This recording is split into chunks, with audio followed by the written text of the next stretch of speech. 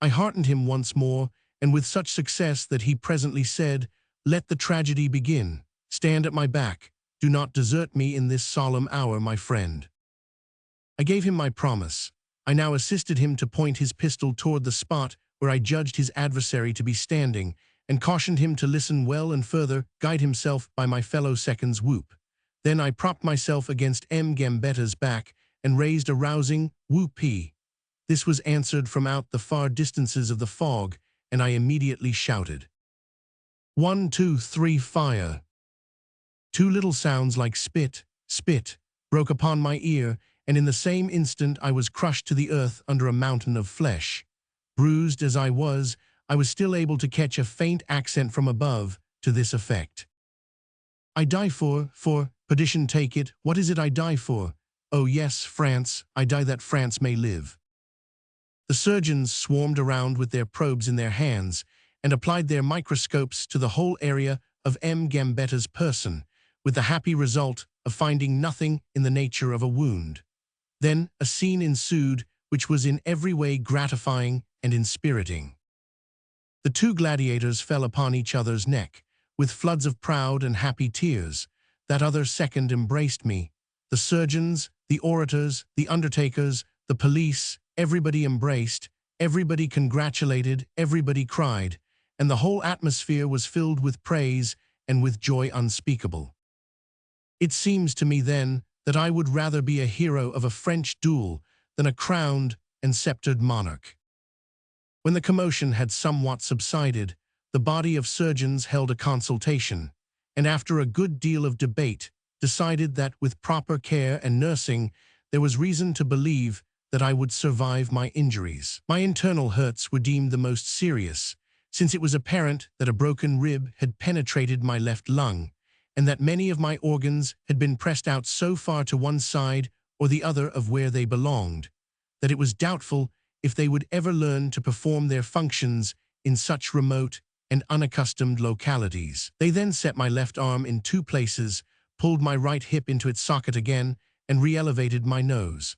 I was an object of great interest and even admiration, and many sincere and warm-hearted persons had themselves introduced to me and said they were proud to know the only man who had been hurt in a French duel in 40 years.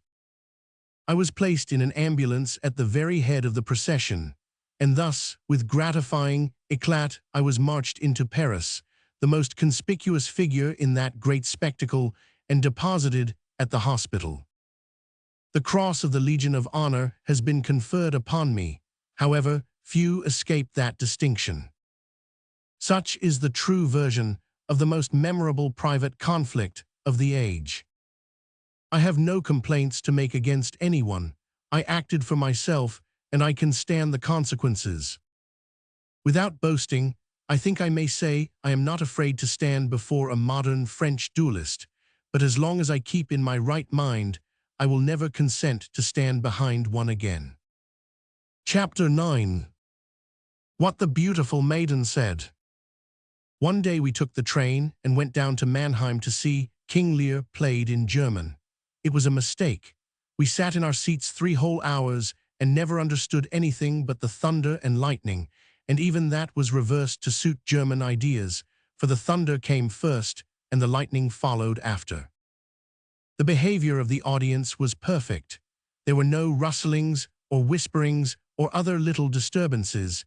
Each act was listened to in silence, and the applauding was done after the curtain was down. The doors opened at 4:30, the play began promptly at 5:30, and within 2 minutes afterward all who were coming were in their seats, and quiet reigned. A German gentleman in the train had said that a Shakespearean play was an appreciated treat in Germany, and that we should find the house filled. It was true, all the 6 tiers were filled, and remained so to the end, which suggested that it is not only balcony people who like Shakespeare in Germany, but those of the pit and gallery, too. Another time, we went to Mannheim and attended a shivaree, otherwise an opera, the one called Lohengrin. The banging and slamming and booming and crashing were something beyond belief. The racking and pitiless pain of it remains stored up in my memory, alongside the memory of the time that I had my teeth fixed. There were circumstances which made it necessary for me to stay through the 4 hours to the end, and I stayed. But the recollection of that long, dragging, relentless season of suffering is indestructible. To have to endure it in silence and sitting still made it all the harder. I was in a railed compartment with 8 or 10 strangers of the two sexes, and this compelled repression. Yet at times the pain was so exquisite that I could hardly keep the tears back. At those times, as the howlings and wailings and shrieking of the singers, and the ragings and roarings and explosions of the vast orchestra rose higher and higher, and wilder, and fiercer, I could have cried if I had been alone. Those strangers would not have been surprised to see a man do such a thing who was being gradually skinned, but they would have marveled at it here, and made remarks about it no doubt, whereas there was nothing in the present case which was an advantage over being skinned. There was a wait of half an hour at the end of the first act, and I could have gone out and rested during that time, but I could not trust myself to do it, for I felt that I should desert to stay out. There was another wait of half an hour toward 9 o'clock, but I had gone through so much by that time that I had no spirit left, and so had no desire but to be let alone. I do not wish to suggest that the rest of the people there were like me, for indeed they were not. Whether it was that they naturally liked that noise, or whether it was that they had learned to like it by getting used to it, I did not at the time know, but they did like it. This was plain enough. While it was going on they sat and looked as rapt and grateful as cats do when one strokes their backs, and whenever the curtain fell they rose to their feet, in one solid mighty multitude, and the air was snowed thick with waving handkerchiefs, and hurricanes of applause swept the place. This was not comprehensible to me. Of course, there were many people there who were not under compulsion to stay, yet the tears were as full at the close as they had been at the beginning. This showed that the people liked it. It was a curious sort of a play. In the manner of costumes and scenery it was fine and showy enough, but there was not much action. That is to say, there was not much really done. It was only talked about, and always violently. It was what one might call a narrative play. Everybody had a narrative and a grievance, and none were reasonable about it, but all in an offensive and ungovernable state. There was little of that sort of customary thing where the tenor and the soprano stand down by the footlights, warbling, with blended voices, and keep holding out their arms toward each other and drawing them back and spreading both hands over first one breast and then the other with a shake and a pressure.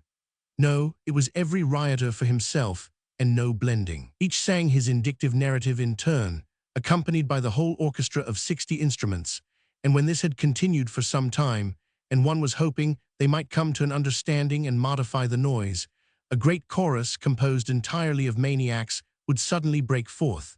And then during 2 minutes, and sometimes 3, I lived over again all that I suffered the time the orphan asylum burned down.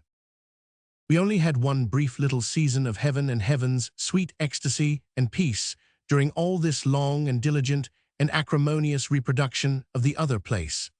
This was while a gorgeous procession of people marched around and around in the third act and sang the wedding chorus. To my untutored ear that was music, almost divine music. While my seared soul was steeped in the healing balm of those gracious sounds, it seemed to me that I could almost resuffer the torments which had gone before, in order to be so healed again. There is where the deep ingenuity of the operatic idea is betrayed. It deals so largely in pain that its scattered delights are prodigiously augmented by the contrasts. A pretty air in an opera is prettier there than it could be anywhere else, I suppose, just as an honest man in politics shines more than he would elsewhere. I have since found out that there is nothing the Germans like so much as an opera. They like it, not in a mild and moderate way, but with their whole hearts. This is a legitimate result of habit and education. Our nation will like the opera, too, by and by, no doubt. 1 in 50 of those who attend our operas likes it already, perhaps, but I think a good many of the other 49 go in order to learn to like it, and the rest in order to be able to talk knowingly about it. The latter usually hum the airs while they are being sung, so that their neighbors may perceive that they have been to operas before. The funerals of these do not occur often enough. A gentle, old maidish person and a sweet young girl of 17 sat right in front of us that night at the Mannheim Opera. These people talked between the acts, and I understood them, though I understood nothing that was uttered on the distant stage. At first they were guarded in their talk, but after they had heard my agent and me conversing in English, they dropped their reserve, and I picked up many of their little confidences. No, I mean many of her little confidences, meaning the elder party, for the young girl only listened and gave assenting nods, but never said a word. How pretty she was, and how sweet she was, I wished she would speak. But evidently she was absorbed in her own thoughts, her own young girl dreams, and found a dearer pleasure in silence. But she was not dreaming sleepy dreams. No, she was awake, alive, alert. She could not sit still a moment. She was an enchanting study. Her gown was of a soft, white, silky stuff that clung to her round young figure like a fish's skin, and it was rippled over with the gracefulest little fringy films of lace. She had deep, tender eyes with long, curved lashes, and she had peachy cheeks and a dimpled chin and such a dear little rosebud mouth, and she was so dove-like, so pure and so gracious, so sweet and so bewitching. For long hours I did mightily wish she would speak. And at last she did. The red lips parted, and out leaps her thought, and with such a guileless and pretty enthusiasm, too. "Auntie, I just know I've got 500 fleas on me." That was probably over the average. Yes, it must have been very much over the average. The average at that time in the Grand Duchy of Baden was 45 to a young person, when alone, according to the official estimate of the Home Secretary for that year. The average for older people was shifty and indeterminable, for whenever a wholesome young girl came into the presence of her elders, she immediately lowered their average and raised her own. She became a sort of contribution box. This dear young thing in the theater had been sitting there unconsciously taking up a collection. Many a skinny old being in our neighborhood was the happier and the restfuller for her coming. In that large audience, that night, there were 8 very conspicuous people. These were ladies who had their hats or bonnets on. What a blessed thing it would be if a lady could make herself conspicuous in our theaters by wearing her hat. It is not usual in Europe to allow ladies and gentlemen to take bonnets, hats, overcoats, canes, or umbrellas into the auditorium. But in Mannheim, this rule was not enforced because the audiences were largely made up of people from a distance, and among these were always a few timid ladies who were afraid that if they had to go into an anteroom to get their things when the play was over, they would miss their train. But the great mass of those who came from a distance always ran the risk and took the chances, preferring the loss of a train to a breach of good manners and the discomfort of being unpleasantly conspicuous during a stretch of 3 or 4 hours. Chapter 10. How Wagner Operas Bang Along. 3 or 4 hours. That is a long time to sit in one place, whether one be conspicuous or not, yet some of Wagner's operas bang along for 6 whole hours on a stretch. But the people sit there and enjoy it all, and wish it would last longer. A German lady in Munich told me that a person could not like Wagner's music at first, but must go through the deliberate process of learning to like it. Then he would have his sure reward, for when he had learned to like it, he would hunger for it and never be able to get enough of it. She said that 6 hours of Wagner was by no means too much. She said that this composer had made a complete revolution in music and was burying the old masters one by one. And she said that Wagner's operas differed from all others in one notable respect, and that was that they were not merely spotted with music here and there, but were all music, from the first strain to the last. This surprised me. I said I had attended one of his insurrections and found hardly any music in it except the wedding chorus. She said Lohengrin was noisier than Wagner's other operas, but that if I would keep on going to see it, I would find by and by that it was all music, and therefore would then enjoy it. I could have said, but would you advise a person to deliberately practice having a toothache in the pit of his stomach for a couple of years in order that he might then come to enjoy it? But I reserved that remark. This lady was full of the praises of the head tenor who had performed in a Wagner opera the night before, and went on to enlarge upon his old and prodigious fame, and how many honors had been lavished upon him by the princely houses of Germany. Here was another surprise. I had attended that very opera in the person of my agent, and had made close and accurate observations. So I said, "Why, madam, my experience warrants me in stating that that tenor's voice is not a voice at all, but only a shriek, the shriek of a hyena." "That is very true," she said. "He cannot sing now. It is already many years that he has lost his voice, but in other times he sang, yes, divinely, So whenever he comes now, you shall see, yes, that the theatre will not hold the people. Jowl Bay Got. His voice is wonderscone in that past time. I said she was discovering to me a kindly trait in the Germans which was worth emulating.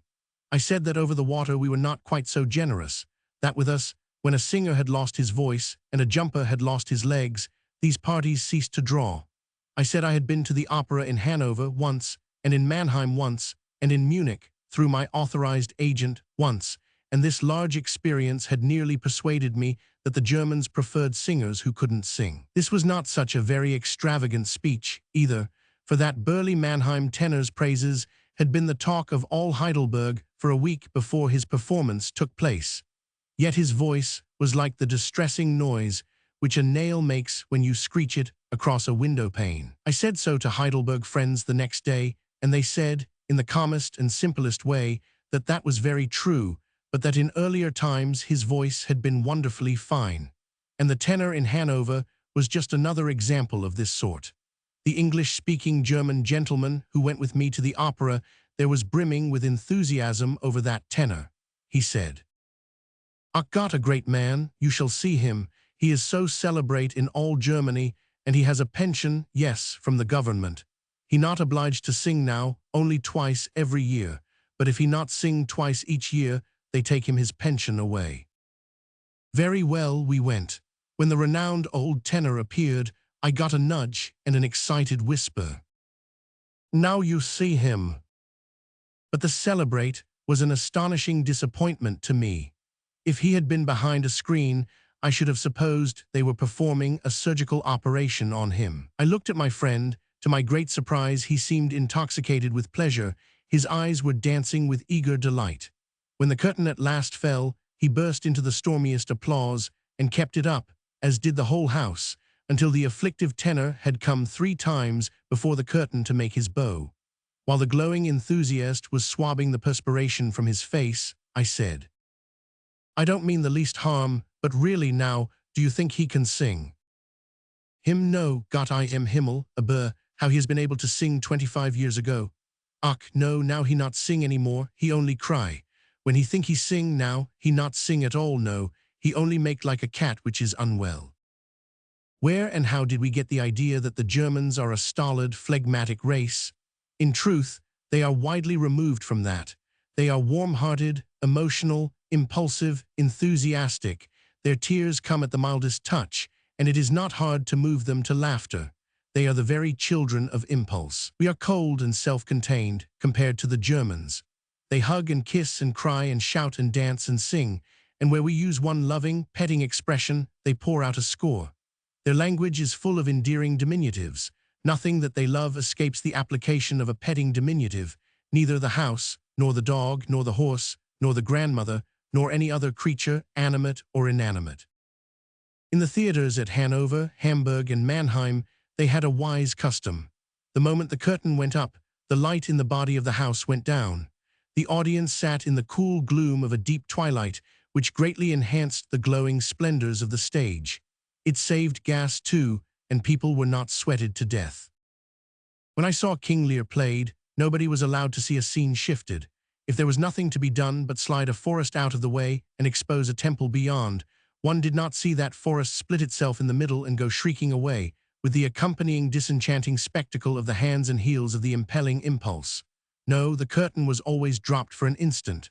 One heard not the least movement behind it. But when it went up, the next instant, the forest was gone. Even when the stage was being entirely reset, one heard no noise. During the whole time that King Lear was playing, the curtain was never down 2 minutes at any one time. The orchestra played until the curtain was ready to go up for the first time, then they departed for the evening. Where the stage waits never reach 2 minutes, there is no occasion for music. I had never seen this 2-minute business between acts but once before, and that was when the Charon was played at Wallack's. I was at a concert in Munich one night. The people were streaming in, the clock hand pointed to 7, the music struck up, and instantly all movement in the body of the house ceased. Nobody was standing, or walking up the aisles, or fumbling with a seat. The stream of incomers had suddenly dried up at its source. I listened undisturbed to a piece of music that was 15 minutes long, always expecting some tardy ticket holders to come crowding past my knees, and being continuously and pleasantly disappointed. But when the last note was struck, here came the stream again. You see, they had made those late comers wait in the comfortable waiting parlor from the time the music had begun until it was ended. It was the first time I had ever seen this sort of criminals denied the privilege of destroying the comfort of a house full of their betters. Some of these were pretty fine birds, but no matter, they had to tarry outside in the long parlor under the inspection of a double rank of liveried footmen and waiting maids who supported the two walls with their backs and held the wraps and traps of their masters and mistresses on their arms. We had no footmen to hold our things, and it was not permissible to take them into the concert room, but there were some men and women to take charge of them for us. They gave us checks for them and charged a fixed price, payable in advance, 5 cents. In Germany, they always hear one thing at an opera which has never yet been heard in America, perhaps. I mean the closing strain of a fine solo or duet. We always smash into it with an earthquake of applause. The result is that we rob ourselves of the sweetest part of the treat. We get the whiskey, but we don't get the sugar in the bottom of the glass. Our way of scattering applause along through an act seems to me to be better than the Mannheim way of saving it all up till the act is ended. I do not see how an actor can forget himself and portray hot passion before a cold, still audience.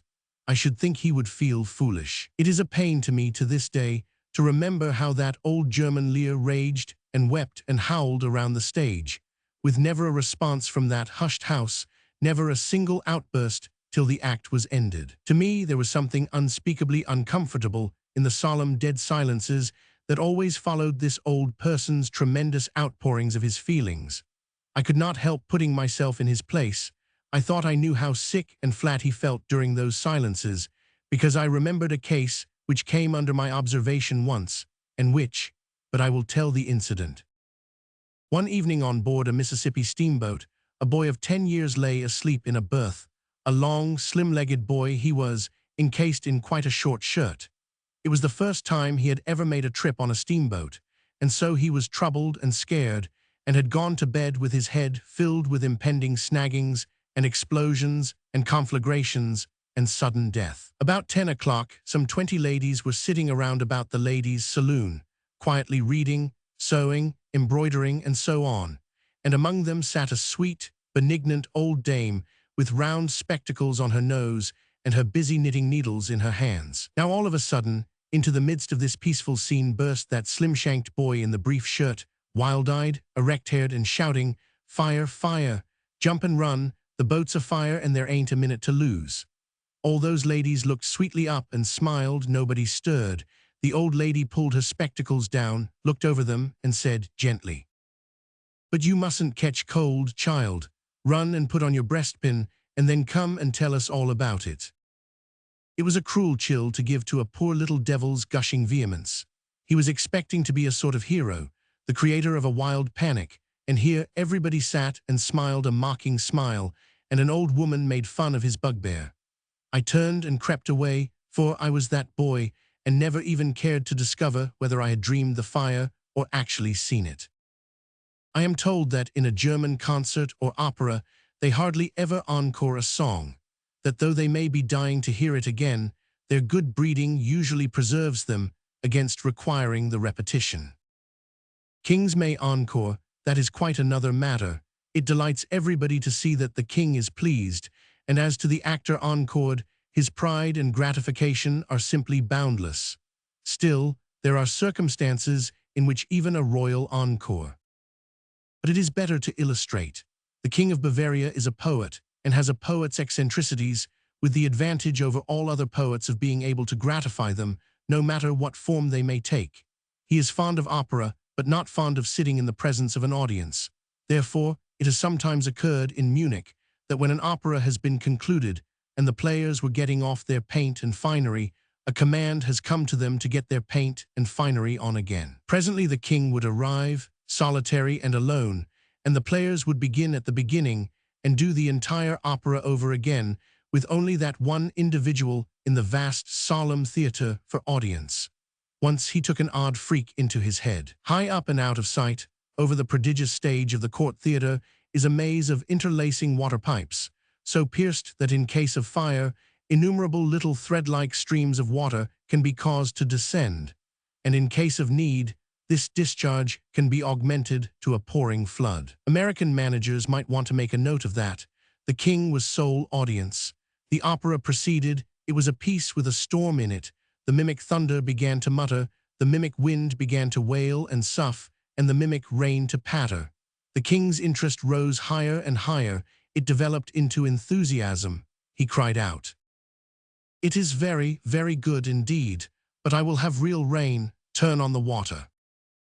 The manager pleaded for a reversal of the command, said it would ruin the costly scenery and the splendid costumes, but the king cried, no matter, I will have real rain, turn on the water."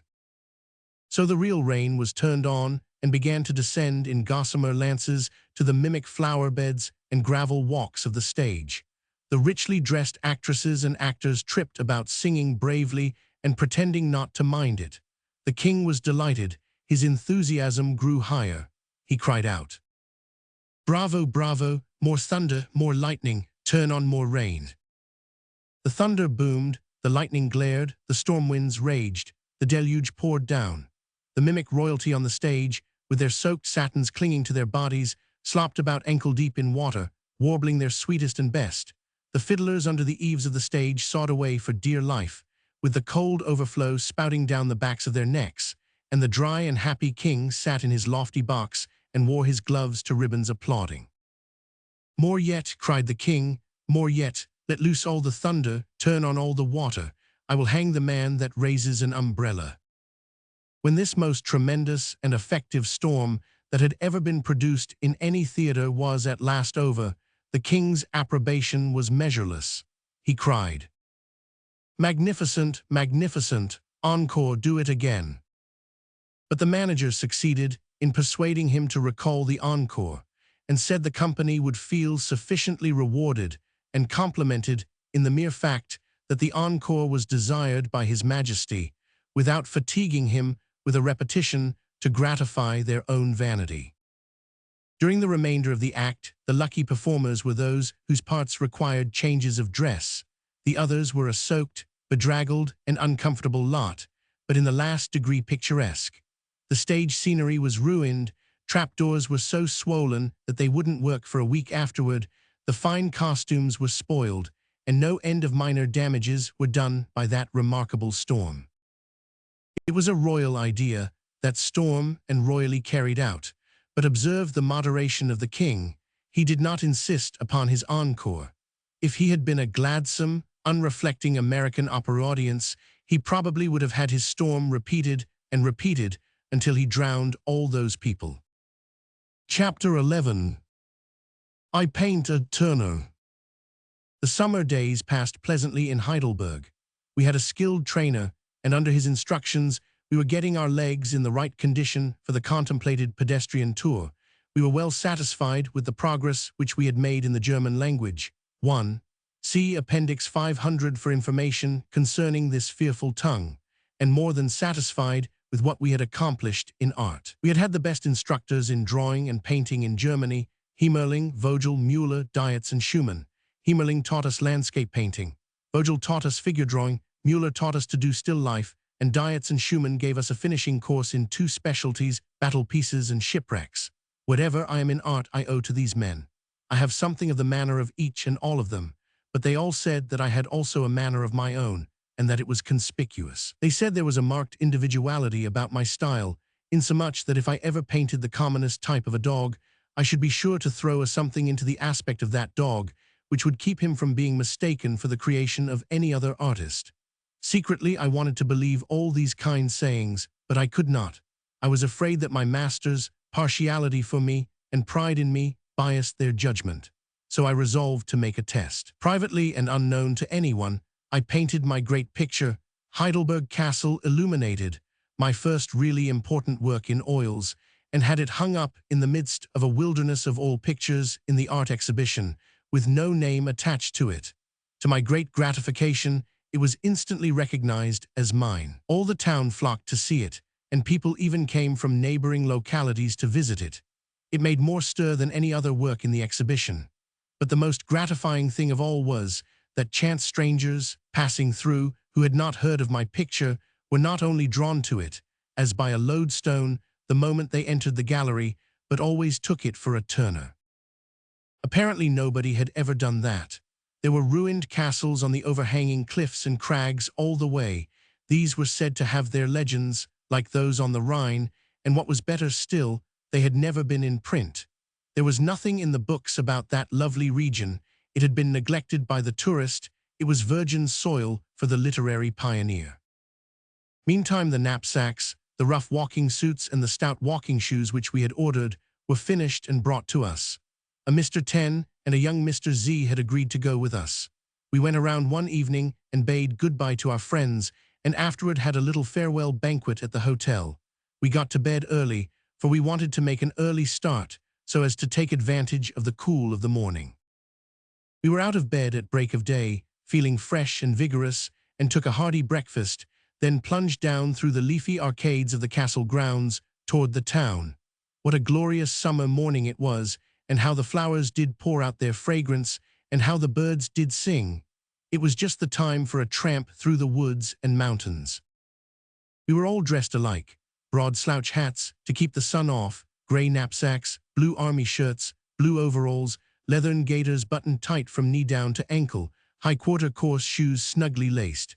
Each man had an opera glass, a canteen, and a guidebook case slung over his shoulder, and carried an alpenstock in one hand and a sun umbrella in the other. Around our hats were wound many folds of soft white muslin, with the ends hanging and flapping down our backs, an idea brought from the Orient and used by tourists all over Europe.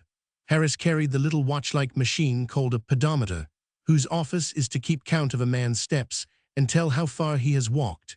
Everybody stopped to admire our costumes and give us a hearty, pleasant march to you. When we got downtown, I found that we could go by rail to within 5 miles of Heilbronn. The train was just starting, so we jumped aboard and went tearing away in splendid spirits. It was agreed all around that we had done wisely, because it would be just as enjoyable to walk down the Neckar as up it, and it could not be needful to walk both ways. There were some nice German people in our compartment. I got to talking some pretty private matters presently, and Harris became nervous, so he nudged me and said, "Speak in German, these Germans may understand English." I did so. It was well I did, for it turned out that there was not a German in that party who did not understand English perfectly. It is curious how widespread our language is in Germany. After a while some of those folks got out, and a German gentleman and his 2 young daughters got in. I spoke in German of one of the latter several times, but without result. Finally she said, "Ich verstehe nur Deutsch und Englisch," or words to that effect. That is, I don't understand any language but German and English. And sure enough, not only she but her father and sister spoke English. So after that we had all the talk we wanted, and we wanted a good deal, for they were agreeable people. They were greatly interested in our customs, especially the alpenstocks, for they had not seen any before. They said that the Neckar road was perfectly level, so we must be going to Switzerland or some other rugged country, and asked us if we did not find the walking pretty fatiguing in such warm weather. But we said no. We reached Wimpfen, I think it was Wimpfen, in about 3 hours, and got out, not the least tired, found a good hotel and ordered beer and dinner, then took a stroll through the venerable old village. It was very picturesque and tumble-down and dirty and interesting. It had queer houses 500 years old in it, and a military tower 115 feet high, which had stood there more than 10 centuries. I made a little sketch of it. I kept a copy, but gave the original to the burgomaster. I think the original was better than the copy, because it had more windows in it, and the grass stood up better and had a brisker look. There was none around the tower, though. I composed the grass myself, from studies I made in a field by Heidelberg in Hemmerling's time. The man on top, looking at the view, is apparently too large, but I found he could not be made smaller conveniently. I wanted him there, and I wanted him visible, so I thought out a way to manage it. I composed the picture from 2 points of view. The spectator is to observe the man from about where that flag is, and he must observe the tower itself from the ground. This harmonizes the seeming discrepancy. Near an old cathedral, under a shed, were 3 crosses of stone, mouldy and damaged things, bearing life-size stone figures. The 2 thieves were dressed in the fanciful court costumes of the middle of the 16th century, while the Saviour was nude, with the exception of a cloth around the loins. We had dinner under the green trees in a garden belonging to the hotel and overlooking the Neckar. Then, after a smoke, we went to bed. We had a refreshing nap, then got up about 3 in the afternoon and put on our panoply. As we tramped gaily out at the gate of the town, we overtook a peasant's cart, partly laden with odds and ends of cabbages and similar vegetable rubbish, and drawn by a small cow and a smaller donkey yoked together. It was a pretty slow concern, but it got us into Heilbronn before dark, 5 miles, or possibly it was 7. We stopped at the very same in which the famous old robber knight and rough fighter Goetz von Berlichingen abode in after he got out of captivity in the square tower of Heilbronn between 350 and 400 years ago. Harris and I occupied the same room which he had occupied, and the same paper had not quite peeled off the walls yet. The furniture was quaint old carved stuff, full 400 years old, and some of the smells were over 1,000.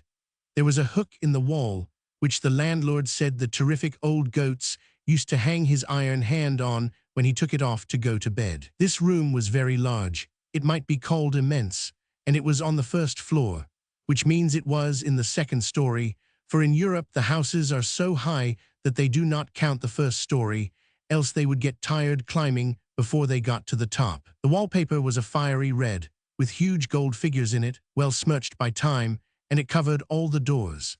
These doors fitted so snugly and continued the figures of the paper so unbrokenly that when they were closed, one had to go feeling and searching along the wall to find them. There was a stove in the corner, one of those tall, square, stately white porcelain things that looks like a monument and keeps you thinking of death when you ought to be enjoying your travels. The windows looked out on a little alley, and over that into a stable and some poultry and pig yards in the rear of some tenement houses. There were the customary 2 beds in the room, one in one end, the other in the other, about an old-fashioned brass-mounted, single-barreled pistol shot apart. They were fully as narrow as the usual German bed, too, and had the German bed's ineradicable habit of spilling the blankets on the floor every time you forgot yourself and went to sleep. A round table, as large as King Arthur's, stood in the center of the room. While the waiters were getting ready to serve our dinner on it, we all went out to see the renowned clock on the front of the municipal buildings. Chapter 12. What the Wives Saved. The Rathaus, or municipal building, is of the quaintest and most picturesque Middle-Age architecture. It has a massive portico and steps before it, heavily balustraded and adorned with life-sized rusty iron knights in complete armor. The clock face on the front of the building is very large and of curious pattern. Ordinarily, a gilded angel strikes the hour on a big bell with a hammer. As the striking ceases, a life-sized figure of time raises its hourglass and turns it. 2 golden rams advance and butt each other. A gilded cock lifts its wings, but the main features are 2 great angels who stand on each side of the dial with long horns at their lips. It was said that they blew melodious blasts on these horns every hour, but they did not do it for us. We were told later that they blew only at night when the town was still. Within the Rathaus were a number of huge wild boars' heads, preserved and mounted on brackets along the wall. They bore inscriptions telling who killed them and how many hundred years ago it was done. One room in the building was devoted to the preservation of ancient archives. There they showed us no end of aged documents. Some were signed by popes, some by Tilly and other great generals, and one was a letter written and subscribed by Goetz von Berlichingen in Heilbronn in 1519, just after his release from the square tower. This fine old robber knight was a devoutly and sincerely religious man, hospitable, charitable to the poor, fearless in fight, active, enterprising, and possessed of a large and generous nature. He had in him a quality of being able to overlook moderate injuries and being able to forgive and forget mortal ones as soon as he had soundly trounced the authors of them. He was prompt to take up any poor devil's quarrel and risk his neck to right him. The common folk held him dear, and his memory is still green in ballad and tradition. He used to go on the highway and rob rich wayfarers, and other times he would swoop down from his high castle on the hills of the Neckar and capture passing cargoes of merchandise. In his memoirs, he piously thanks the giver of all good for remembering him in his needs and delivering sundry such cargoes into his hands at times when only special providences could have relieved him. He was a doughty warrior and found a deep joy in battle. In an assault upon a stronghold in Bavaria when he was only 23 years old, his right hand was shot away, but he was so interested in the fight that he did not observe it for a while. He said that the iron hand which was made for him afterward, and which he wore for more than half a century, was nearly as clever a member as the fleshy one had been. I was glad to get a facsimile of the letter written by this fine old German Robin Hood, though I was not able to read it. He was a better artist with his sword than with his pen. We went down by the river and saw the square tower. It was a very venerable structure, very strong and very ornamental. There was no opening near the ground. They had to use a ladder to get into it, no doubt. We visited the principal church, also a curious old structure, with a tower-like spire adorned with all sorts of grotesque images. The inner walls of the church were placarded with large mural tablets of copper, bearing engraved inscriptions celebrating the merits of old Heilbronn worthies of 2 or 3 centuries ago, and also bearing rudely painted effigies of themselves and their families tricked out in the queer costumes of those days. The head of the family sat in the foreground, and beyond him extended a sharply receding and diminishing row of sons. Facing him sat his wife, and beyond her extended a low row of diminishing daughters. The family was usually large, but the perspective bad. Then we hired the hack and the horse which Goetz von Berlichingen used to use, and drove several miles into the country to visit the place called Weibertrue, wife's fidelity, I suppose it means. It was a feudal castle of the Middle Ages. When we reached its neighborhood, we found it was beautifully situated, but on top of a mound or hill, round and tolerably steep, and about 200 feet high. Therefore, as the sun was blazing hot, we did not climb up there, but took the place on trust, and observed it from a distance while the horse leaned up against a fence and rested. The place has no interest except that which is lent it by its legend, which is a very pretty one, to this effect. The legend. In the Middle Ages, a couple of young dukes, brothers, took opposite sides in one of the wars, the one fighting for the emperor, the other against him. One of them owned the castle and village on top of the mound which I have been speaking of, and in his absence his brother came with his knights and soldiers and began a siege. It was a long and tedious business, for the people made a stubborn and faithful defense. But at last their supplies ran out and starvation began its work. More fell by hunger than by the missiles of the enemy.